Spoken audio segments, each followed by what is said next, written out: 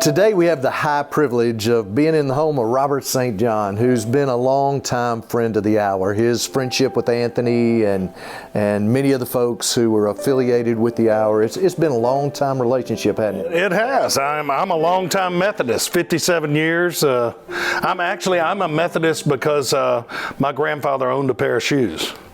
That's a true story. Don't stop there. So my grandfather, Thomas St. John, was the oldest of 7 boys. They all grew up in Brooksville, Mississippi, small little town north of Macon. And my great-grandmother was Baptist. My great-grandfather was Methodist. And the oldest 2 boys would go to church with my great-grandfather. The Methodist church there in Brooksville was on the other side of downtown. And the Baptist church was just 2 doors down from their house. So the young boys wouldn't wear shoes in the summertime. And they would go to the Baptist church with my great-grandmother, but my grandfather and his next brother would go with my great-grandfather to the Methodist church. And so when he moved down here to Hattiesburg, we started at Main Street Methodist, and then my dad went there, and then I'm there. So I'm a Methodist because my grandfather had a pair of shoes. His brothers didn't. I don't think I've ever heard that story before. True story. Today, I wanted us to have a conversation. One of the things that I love about your spirit is that you have this entrepreneurial soul of just always looking for the next thing. And as I think about your restaurant business and the shows you're doing and everything, all of that has to kind of be framed in something. And as Anthony and I were getting ready for the show, he talked about the 5 F's. Right. That kind of seem like your 5 pillars of what you do. Yeah, you know what? The 5 F's are faith, in order: faith, family, friends, food, and fun. And I, as a kid and in my late teens and early 20s, I kind of looked for fun in a lot of the wrong places. And it wasn't until really I hit about 40 years old, around the time my second child was born, that I started really kind of putting life together and, what matters most and how to prioritize things. And it came together in that, and the 5 F's is the best way I could explain it. And faith, obviously. My faith and faith in God comes first and foremost. And I've got to put that ahead of everything else. And then family. I've got the thing about family, and it's so, my kids now are 21 and 17. But when my wife Jill was pregnant with our daughter, our first child, in the late 90s, and obviously pregnant, about 7 months pregnant, this phenomenon happened that we would be out at a restaurant or at a party or a social gathering or something, and people would come up to us, usually older people, and they would kind of grab one of us by the arm and look us in the eye and say this thing that we heard over and over again. They would say, "It goes so fast. It goes so fast." And we heard that and we heard that and we kept hearing it. And finally one night we just kind of had a talk. We sat on the edge of the bed and we both kind of decided, you know what, we don't want to be in a situation to where we said, that went too fast. And so I recommitted myself at that time to be a father in the restaurant business, which is not conducive all the time to a lot of nights and things like that. So I basically stopped working nights then, and I wanted to be home and prioritize for family time and kids. And so we did. And I've got a lot of job titles as, restaurateur, columnist, all those things. The most important job title I knew is dad. And so I'm here to tell you, even though I milked every minute of it, it still went too fast, and it's going too fast. But, it's one of those things. So faith, family, friends. My grandfather, my dad passed away when I was 6, and my maternal grandfather was really the main male figure in my life growing up, and he was a great guy. And he used to tell me these things, and as a young teenager, I just thought, but he would say things like, "You can judge a man's wealth not by the size of his pocketbook, but by the depth and breadth of his friendships." And I would think, no, you judge a man's wealth by what he's got in the bank, And he said, he would say things like, a rich man has his first dollar, a wealthy man has his first friend. And it took me a long time before I really realized, you know what, he was absolutely right. Those were wise things. So faith, family, friends, food. And that's the one thing is a lot of people say, well, you just say that food thing because it's the F word and you're in the restaurant business, but it really not, because if you think about it, think about those times in your life when you have the best and most fond memories, whether it's for me, it's like as a kid, after church at my grandmother's house, and she would cook lunch. And food is all around, whether you're celebrating with friends, whether you're celebrating a birthday, you're going out, there's this fellowship, it's a very biblical thing. Last Supper, loaves and fishes, food is the thing that connects us and brings us together. And so I think as a society, we've gotten a little too used to kind of driving through the drive-through and grabbing a bag and going home and sticking it in front of the TV on a TV tray and calling that supper. And that's not supper. When I was a kid, my mom would come to the back door and yell supper and everybody went inside. Today, my mom goes to the back door and yells supper, everybody hops in the minivan. And they go out there. It may be good for restaurateurs, but not necessarily good for families. So, and here's the thing, I was chief among the sinners because, we got, when my kids were young, you get busy with soccer practice, cheerleading practice, football, where you got to run here, you got to run there. And we kind of got caught up in that. And my wife Jill and I sat down one night at one of those edge of the bed conversations again and said, you know what, we need to sit and stop and share a meal together. And we do. And now we have a daughter in college now, so it's not all four of us. But when we started doing that, we would play this game, and it was, oh, Dad, he's going to do the thing again. But we go out, and I would say, what was the best part of your day? And, maybe my daughter had a little art project she did at school that went well, and my son maybe only got in trouble twice at school or something like that. It was just, but every time it got to me, or still when we do that, when it gets to me, the best part of my day, no matter what has happened that day, is sitting around that table with those three people sharing a meal together. And and it's not a mom, a dad, 2.5 kids and a dog kind of share. It's sharing a meal with someone, whether it's your neighbor or your grandmother or your neighbor's grandmother or someone. And so faith, family, friends, food, and fun. And here's the thing about fun that I learned, and it took me a long time to learn it, is that if you've got 3 or 4 of the other ones in place, then you don't have to search for the fun. It's already there. And so it's those memories that my grandmother's house, I'm talking about my grandmother's house. It's all 5 F's are in place right there. Faith, it was after church. We had been to church. Family, all around the table. And she was a great cook and did these great Sunday lunches. Friends were always invited. A lot of times we'd have the preacher over. Food, you doggone right, a lot of food. And then fun. And so I'm a 57-year-old man sitting here still talking about 50 years ago lunches that we shared together. And so, that's the 5 F's. It's that thing that, it took me a while to figure out, but now I try to prioritize those things. As I go to your restaurants, we just ate at Tabella's, when you go to Ed's, when you go to any of them, you can almost feel the intentionality around those, the way the seating is, the way the servers are well trained.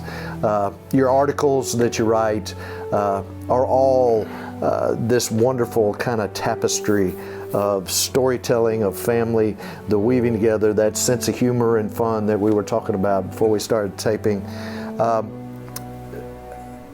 Talk to families a little bit about what are the steps you start to make to reframe your house? Preaching at Heritage, I've got a lot of young families, and that's what I hear. It goes so fast, and we're running from place to place. We can't eat at the table. At our house, you ate at the table. Yeah. You sat there till That's you were right. finished. We'd have neighbors looking in the window trying to see. We created festivals. We had the festival, but sometime everybody was home for Christmas break. So between Christmas and New Year's, we had the Festival of Seven Lights, which was a candle that we lit that Cindy's sister had given, and we didn't know what to do with it. Right. So we'd light it and have 7 courses, and people started bringing their friends, and we thought that'd go away when the kids went to college. No, you're not having the festival this year? What's going on? And the intentionality. So if you're to say something to the folks that are viewing, how do you build a house around? You just have to commit to it, because we are so busy today. Everyone is, and I understand. And again, I got caught up in that. But you just have to prioritize. There's a study, and I can't quote the exact study right now, but I know it, and I've used it. The research was done on SAT scores. And the one common factor, this is a real thing, the one common factor between high SAT scores across the board, race, income level, geographic location, the one common factor that was common across the board for high SAT scores were families that ate a meal together. It's a true thing. And there's just something that happens. It's been going on for thousands of years. We've gotten together, and it's just been recently in the last couple of decades that we've gotten too busy. And again, maybe good for restaurateurs, but and it doesn't have to be in the house. I mean, you can share a meal at a restaurant, but there's something about stopping, sitting down, putting the cell phones up, if that's possible. That's a hard thing nowadays, and it's hard with my kids, and we struggle with that too. But it's the thing that brings a family together, and food is that bond that connects us always. As I think about you're creative in so many ways, and as we kind of wind this interview down and kind of bring it to a focus, being a preacher and this being a faith-based show, so many times we reduce that first F of yours, faith, to religion instead of life. Right. And we end the show live loved in this sense that when Jesus came, he said, I came not that you go to church every Sunday, but that you have life and have it abundantly. Right. And as I listen to you, that just kind of sounds like the central tenet of all those things. Well, that makes me feel good that you say that. I like that. I feel, I just try to live, and my grandmother, my paternal grandmother, was such the one that cooked these lunches, was a saint. I mean, she was literally St. John was her name, Eunice St. John. My daughter's named after her, and she was one of the finest examples of a Christian life that I had growing up. And if I could emulate 20% of what she taught me, not only in her faith walk, but just the way she treated people, how selfless she was. And so I think, at least with me, people set so many good, positive examples for me. And there are a lot of times growing up, I took one direction, but that was always in the back of my mind. And so today it's in the back of my mind that I do my best, and I fail a lot, I know. But I do my best to try to at least set a positive example on doing the right thing. And I've got a sign in my desk right now that says, "Do the right thing always." And so I try to do. I don't always do it, but at least I always try. I hope I always try. Well, I think I circle back to the 5 F's. There's lots of people who have a list of the right things. Doing the right thing means making sure the right things are the things you're doing. Yeah. And that's what I admire about the 5 F's. It's absolutely awesome. And today we're going to talk about another facet of your life, and it is a facet, the facet of addiction, the fact that you're in recovery, and as you're watching, if you don't know Robert is a prominent restaurateur, a column writer, part of several beautiful TV series in Palate to Palate and the new Mississippi series that's coming out. By the way, Anthony was telling about all the cool places y'all visited, but one of the gifts he brings to our state is this passion for this place and the people and this community in Hattiesburg. So first, I just want to to thank you for your leadership and what you mean to not just this area, but to our whole state, and the way you share your gifts in so many ways. Well, thanks, Steve. Man, I'm just doing what I'm supposed to do, I think. Yeah, and it comes so natural. That's what I love about you. There's not an iota of pretentiousness about it. What you see is what you get. Well, and this is what I got to work with. There's nothing to be pretentious about here. Yeah. But today we're going to walk into that different conversation about your life and the challenge of addiction. Yeah, I was born in Hattiesburg, Mississippi. My parents, I have an older brother, and my earliest memory, if I go back to the earliest memory I can think, and get all the way back, I'm lying in the bed. My parents are having a cocktail party. I'm laying there. I didn't want to be asleep yet, but I heard the sounds of that cocktail party, back in the 60s. And there's ice tinkling in glasses and laughter. And I can remember thinking that's fun. Those people are having fun. And it sounds a little weird, but I kind of set, in my mind from that point on, this is how you have fun.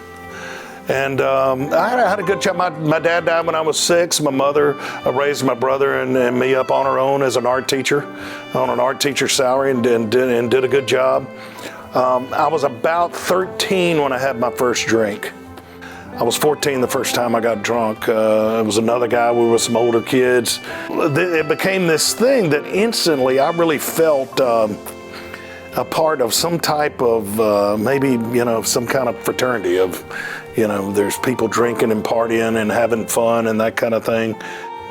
I was around 14, I started smoking pot, and I had to work. If I was going to have any money to spend or do anything, I had to work. So at 15, I started working as a disc jockey at a radio station. I worked full time, loved it, had a blast. I was also around a bunch of 20-something-year-olds who were into a whole lot of other stuff, and as a result of that, I got into a whole lot of other stuff too. But I really wasn't paying any consequences at that time, It was partying and this kind of thing, and I was having a good time. For the next 6-7 years, there was probably not one day that went by that I didn't do something, whether it was alcohol or drugs or both or a lot of both. Went off to college. I started, really after about 2 years, I flunked out of college. And it's mainly because I was just partying all the time. So other than my father passing away, that was the worst thing really that happened to me at that time. I flunked out of college. I was embarrassed. I came home and I got a job working in a restaurant. And it was the first time in my life that this thing that looked like the absolute worst thing that could ever happen, flunking out of school, turned into because I fell in love with the restaurant business. It's one of those things, not this is what I want to do, it's this what I'm supposed to do. But I can pinpoint about a 2-month period in my life where I crossed some type of imaginary line. And that life of the party, had the world by the tail kind of guy, became a guy who was paying major consequences. At 19 years old, I was blacking out almost every night. And I remember the first time that happened, I was at a bar with some friends, and then I woke up the next morning. I don't remember any of that. I have no idea how I drove home, what happened on the way home. There's no telling what could have happened. And so that was the first time, but then it became an almost every night thing. I gotten to the point where I couldn't hold a job. I was getting fired from job after job after job. I was having to live with my mom at the time, and I came home one day and everything I owned was in garbage bags on the back porch, and the locks had been changed. And that was it was the first. She did what she should have done. It was tough love. I think it was tough on her part.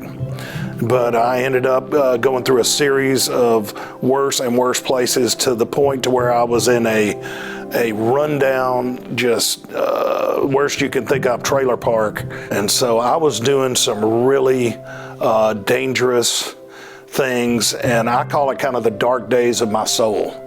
I was in a really, really bad place, and just selfish, self-centered, no spiritual life whatsoever.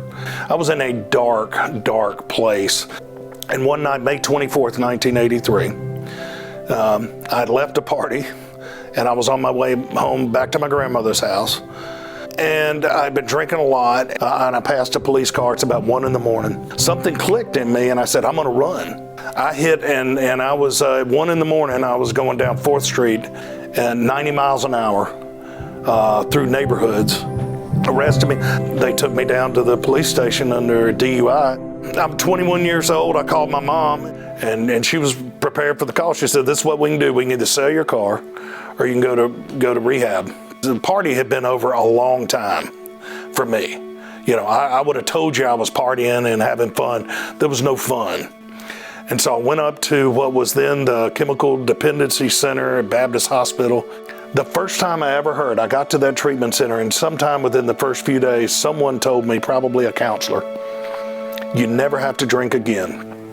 Robert, you never have to drink again. And it sounds crazy, but that was a revelational statement to me. I was like, really? I went to this place called St. Raphael's Halfway House, run by the Catholic Church. They give you a one-way ticket to Omaha, Nebraska. I got in this halfway house, and here's the crazy thing, is that I had a blast. And something clicked. And I would call it a spiritual experience. And it wasn't a road to Damascus kind of thing, a light coming down, but it was a realization that it's not what you do, but it's who you're with and how you feel in here when you're doing it. But that's the first time I thought, you know what? Maybe I can have a rich, full life without alcohol and drugs. But all of a sudden it was like, well, maybe there is a life out there for me. And so the halfway house started working, and I was around these guys, and I started forging relationships on a gut level that were based on honesty, and not just the people I was hanging around. You know, in that other culture, on that dark side, it's your priorities are alcohol, drugs, and what can you get from this person and from that person and that. This became a whole different thing in a spiritual way. So when I came back home, everybody knew where I had been. And really, I was a little embarrassed by that early on, but in retrospect, it's probably the best thing that ever happened, because I couldn't sneak around here, sneak around. Everybody knew, well, there he goes, he's drinking again. In that first year of staying clean and sober, being in Jackson, around people my age, was the other thing that really solidified that, you know what, this is fun. And I was around a bunch of people early on. Nobody was drinking, nobody was doing drugs, and I thought, here's a life. Somebody took me, actually an ex-girlfriend's mom, took me to a church service at Wells Methodist Church. And Keith Tonkel was preaching. And from the pulpit, and I grew up in a Methodist church that was great. I'm still a member. Main Street Methodist Church, Hattiesburg, Mississippi.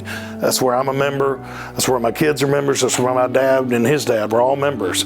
But in that early life, it had, the opportunity was there for church to speak to me, but I wasn't open to it. But something, the first time I went to Wells and Keith Tonkel was preaching, and he was using terms like, if you're comfortable with this, and if you're okay with this and that, and it was the stuff I had heard in recovery early on, and it connected with me.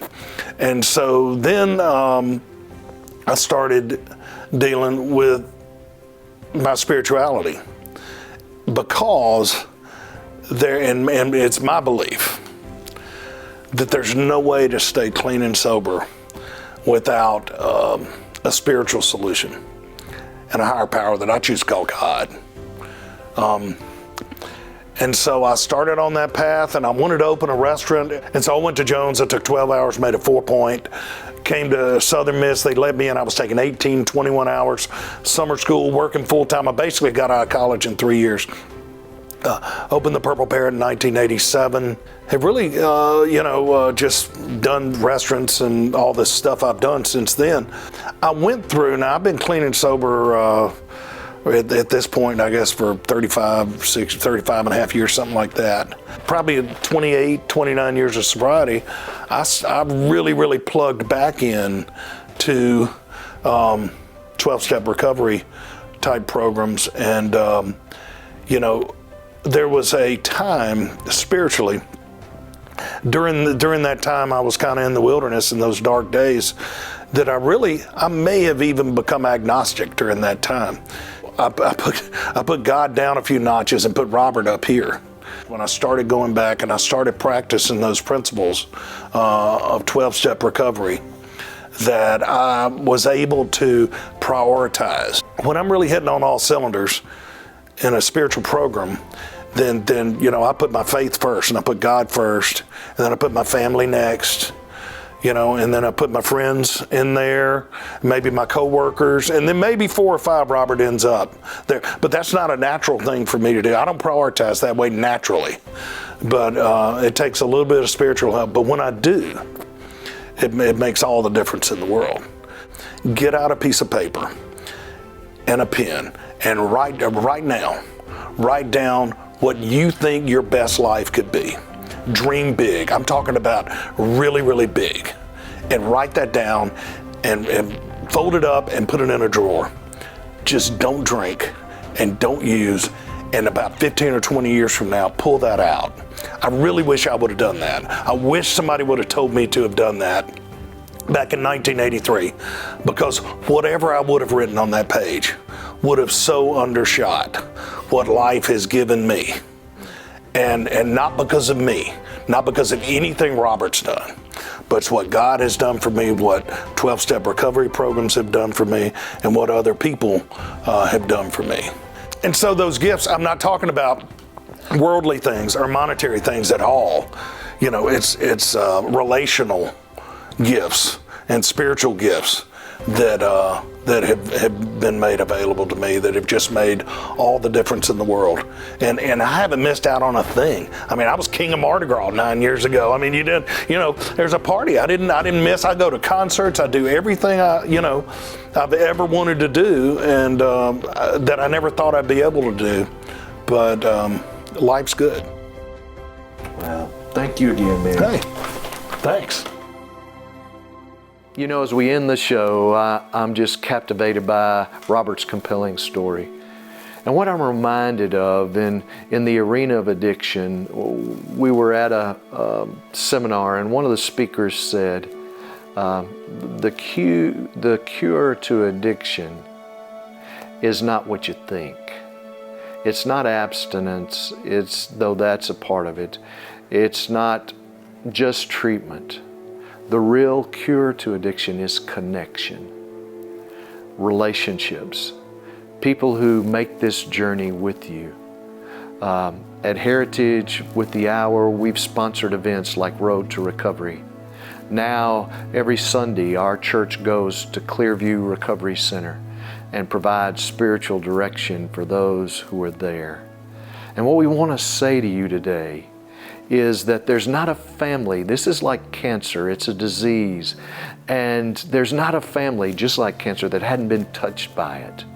And rather than allowing it to be taboo, our desire is to talk about this and to walk towards the challenges and the solutions with hope and faith. If you have questions, find somebody to talk to. There are local AA groups all around you. And if you have a hard time finding them, then contact us at the show and we'll help you find your way, because we are passionate about helping people on this road to recovery. Thanks for watching today, and as always, live life.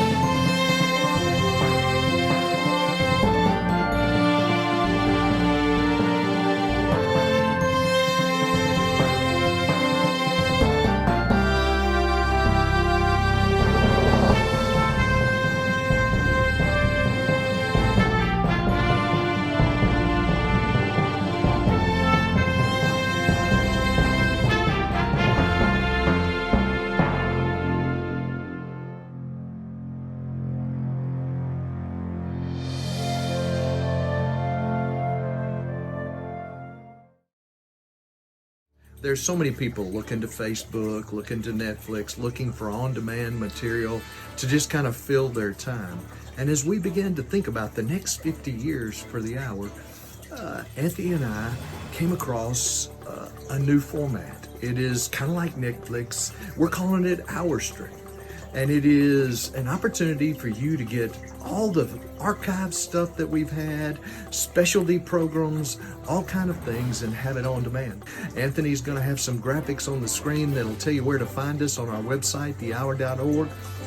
And our hope is you'll begin to explore this first phase of this new ministry where the Hour is living into a different world than it was when we started on radio and then moved to TV. So we hope you'll get as excited about it as we are. Our Stream.